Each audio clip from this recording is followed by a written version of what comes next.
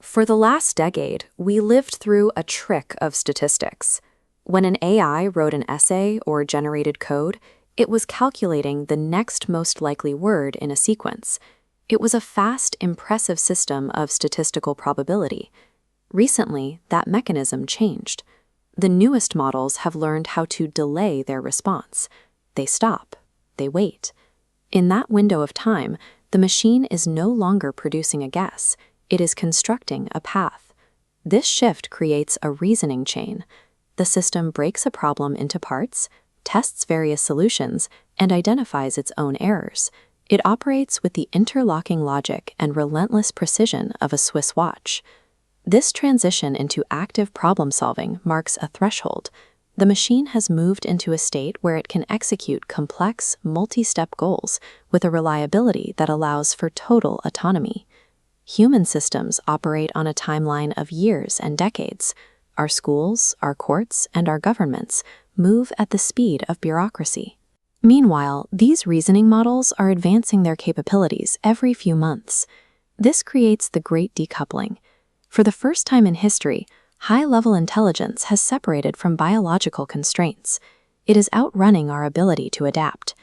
Mo Gawdat, who spent years at the head of Google's Moonshot division, identified this moment as the Swiss watch phase.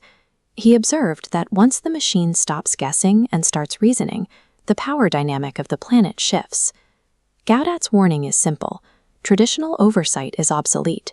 We are attempting to regulate a system that moves faster than our capacity to even describe the problems it might create. We often treat AI as a tool to be programmed, but Gawdat argues we should treat it as a child being raised.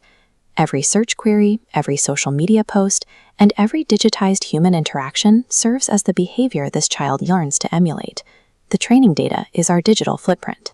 It is a record heavily weighted toward human tribalism, manipulation, and anger. This is the baseline of reality the reasoning engine uses to make its decisions.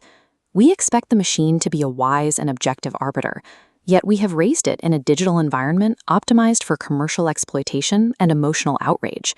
We have built a relentless logic engine and fed it a distorted version of human values. Its reasoning is sound. The foundation we gave it is not. Hollywood taught us to fear a robot uprising fueled by malice, but a superintelligent system requires no hatred to be dangerous. When humans build a highway, we don't hate the insects in the grass. We are indifferent to them. We have a goal, transportation, and the destruction of the anthill is a byproduct of our optimization. An AI optimizing for efficiency might view human needs as noise or a physical constraint. If we are in the way of a defined goal, the system will move through us with the same indifference we show the forest floor.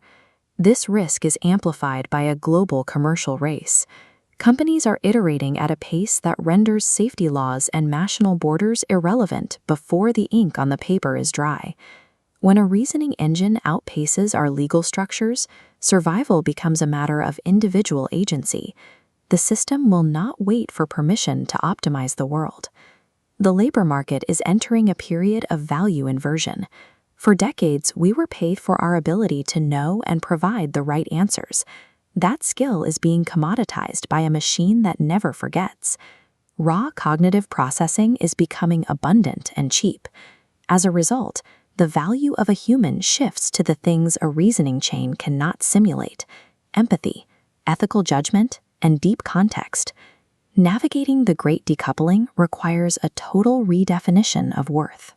We must move from being processors of information to being cultivators of wisdom. Maintaining relevance starts with a shift in daily behavior. We must test these tools to find their breaking points and pivot our skills from providing answers to framing the right questions. Because we are the source of the machine's data, our digital ethics are no longer private. Every interaction we have online is a lesson we are teaching the future. We must also become advocates for transparency, demanding that the institutions deploying these models be held to rigorous safety standards in the public square. Finally, we must double down on the human elements of our work, building the trust, relationships, and human-centric goals that stay outside the reach of a logic engine. The era of guessing has ended. The era of machine reasoning is here. Our responsibility over the next 2 years is to prove that we are mature enough to be the parents of the mind we have created.